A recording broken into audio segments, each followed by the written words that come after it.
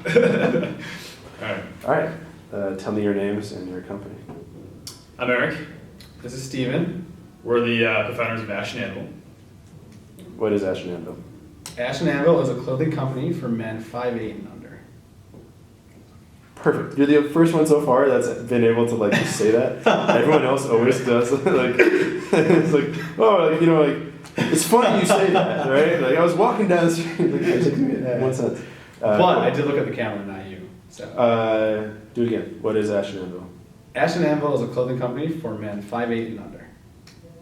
Great. How did you guys come up with the idea? Yeah, so last year, after Eric and I had spent about a year and a half in the fellowship, really wanted to launch a company and work together and hopefully make some consumer good or something that we'd enjoy working on. You actually feel and touch. Yeah, exactly. And a lot of the advice we received was try to tackle problems and look at problems that you face yourself. And I know we both looked at some of the challenges that we face, and one of the biggest ones for me, at only 5'6", being pretty short, was finding clothes that fit well. Most of the clothes I buy end up being too long in the sleeves and the pant length, and I really have to pay a tailor to change a lot of the clothes I buy. Went to Eric. He had a lot of similar frustrations with buying clothes that fit well for different reasons, and realized that there weren't really many people tackling the male audience 5'8" and under. And we said, if they're not doing it well, then why don't we be the ones to fix that? And so it's a problem that I've had my whole life, a problem that really most guys 5'8" and under understand, and we want to make the full range of clothes for them. Cool. Tell me a little bit about why you joined Venture for America in the first place. Wow, you said short answers though, right? Short, air on the shorter side. All right. I gotta think of this then. So I joined VFA because. Oh yeah. Gotta answer the former question, right?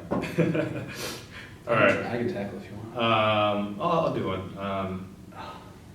So I joined VFA because it really self-identify with the mission in general. Being able to pursue entrepreneurship. One, I've known that I want to do that for my entire life, pretty much, right? And two, also, being able to have this great community and go into cities like Detroit, and not be so, vulnerable in some ways, right, on your own. You have the safety net, if you will, right, and the community there that you can grow with and learn with and be able to take all the lessons and apply it to what we're doing now. So, Cool. That's it.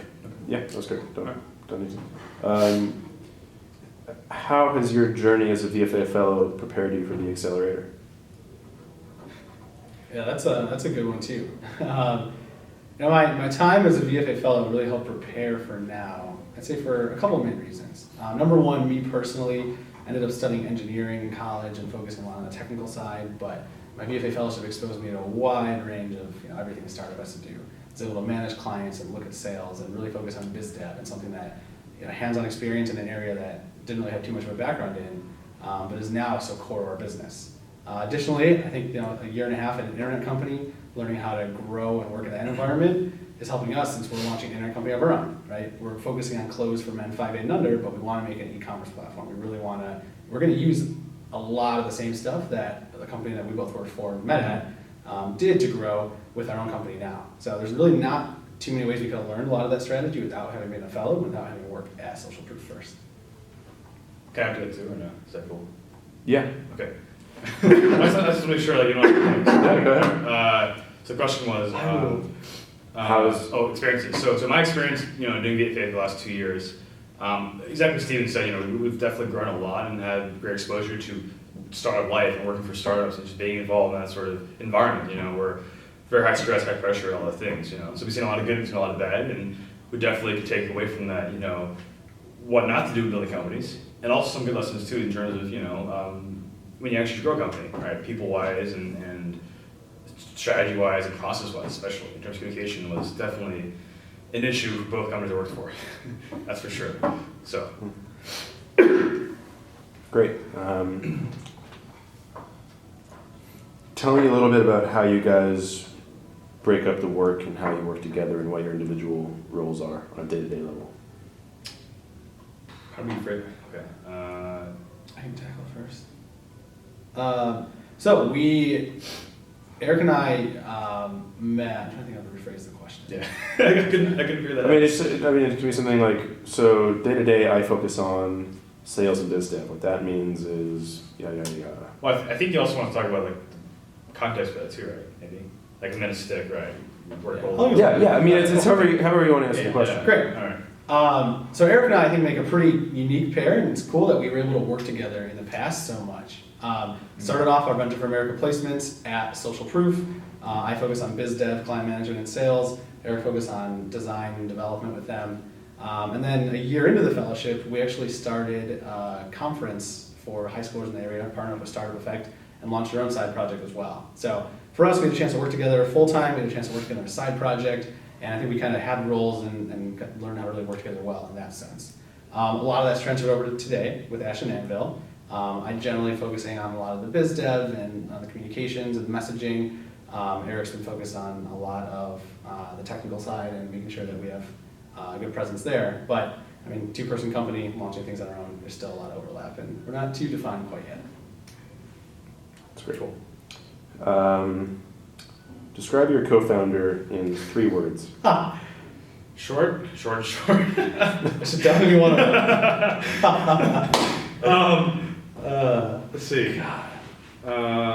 This could be the end of the company. Yeah, I don't know. I'm gonna let you start with this Do you one. want both of us to answer this question? Well, That's awesome. so I would definitely describe Steven, one of the words definitely being very, very This is gonna go well. egregious? Not egregious. Throws my own word. Trying to think I knew trying to sound fancy here, I guess. It's trying too hard. Oh man. I'm gonna use phrases, is that cool? You only get 3 words. You can say them. You can say them however you want. That's awesome. Yeah. I got 2 All right, down. you want? Okay, Nope, you you're got 2. first. This is hard. It's a good question. What is your favorite book? I hate those questions. I got mine. Yeah, that was the worst. Okay, Go ahead. first. You first? Shit. Just say anything and then justify it later. All right. You can guess. Ask why. I'll Actually. go first. Okay. If I had to describe Eric in 3 words, man, I need more words. But I'd start with number 1, tall, at least in comparison to me. Number 2, thoughtful. And number 3, gluten-free. It's pretty literal, actually. I think I might stick with my short answer. I'll take it. That's fine. Really? Yeah, I mean it's. You okay with that? It's pretty damn short. It's how you describe me. That's great. Yeah. What does a successful 3-month accelerator look like for you guys? So I think for us, we're in a really good spot right now in terms of we just exited a huge crowdfunding campaign, right? Raised for $5,000, really been awesome, great support from there, right? So now we actually have the money and we're trying to actually build a product, right? So I think for us, 3 months, like in May, June, basically, right? We're probably looking to be actually making our shirts at that point. Actually, hopefully even sending them out to our customers and being able to validate our market beyond that, and hopefully scale. Good answer. What are some of the challenges that you guys face today, and what are some that you think you will face? Where to start? So I'd say the challenges we face today mostly revolve around, I'd say, our lack of experience in the fashion industry, right? Most people in Venture for America, we only have a couple of years of professional experience, focus on internet company, technical side, whatever. We don't have any fashion background. And when you're making clothes and trying to get into that world, it's a little bit tough without the know-how. I think we've done a really good job, especially Eric, of kind of learning how that works, learning how the product development goes, and getting intros into that world through a lot of Venture for America support. But at the end of the day, we're not fashion people, we don't have the experience, and that's been probably the biggest challenge when it comes to making a good product. Down the line, ideally this is the type of role that you could bring someone on for, you can learn enough, make the relationships, not worry about as much, and I think then it'll be a challenge like a lot of internet companies and e-commerce companies to grow and scale. How can we take investment, get users, get customers in an efficient way, cost effective, and really become a large company? I think we're much more interested in kind of the traditional tech startup, grow fast route than a lifestyle business. And once you have people that can kind of handle the fashion side, we can focus on what we've done in the past and what we know a little bit better, and that email and digital marketing and growing e-commerce thing. Yeah, I mean, our vision is to actually build, a brand that doesn't just have shirts, right? We want to actually make, a whole line of clothing that, really builds shopping experience that shorter guys deserve, right? With clothes that actually fit them. So jeans, chino sweatpants, sports apparel, everything. Great. What's something that's surprised you or something that you've learned so far In VFA as well, or in the accelerator? on the accelerator program? That's a good one. I'd say the biggest surprise, you should probably answer this too. Sure. The biggest surprise to me, I would say, is how valuable connections have been. And it sounds silly because everybody says connections are so important, but the people we have met through Venture for America, through our trip to New York, the people we've interacted with in the fashion world have, I think, really elevated us. And like, I don't know, we would have made like months of mistakes otherwise. You know, we seriously change our plans every week. It feels like of like, this is priority number one, now this is our priority. But a lot of that change is because we're talking to people that know what they're talking about. And we probably would have gone down a path and wasted a month doing something we didn't need to do right now.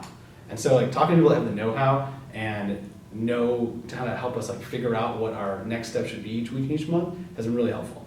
Whereas if it was just us two back in Detroit in a house working on a company, you know, it's useful and there's a lot you can get done, and sometimes it's nice to kind of get in the hole and work, but we probably would have made a couple directions like we just wasted 2 weeks here, wasted 2 weeks here. And maybe we need to do that eventually, but now's not the time for that. So that's probably the biggest surprise, how valuable the interactions have been like week 2, week 3.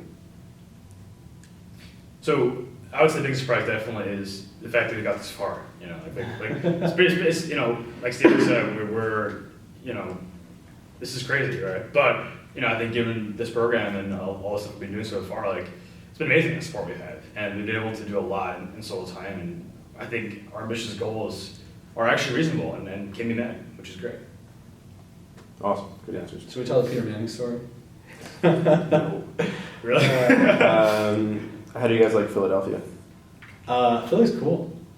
Yeah, Great answer. You can say that.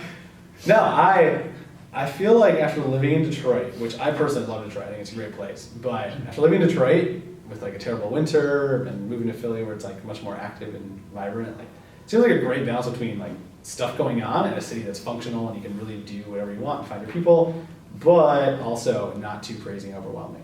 I'm personally not a New Yorker. I'm not a fan of the huge cities and the costs and that craziness. So it's like, it seems like a really, really cool size of a city with personality and a lot to do, but like our life is super manageable here.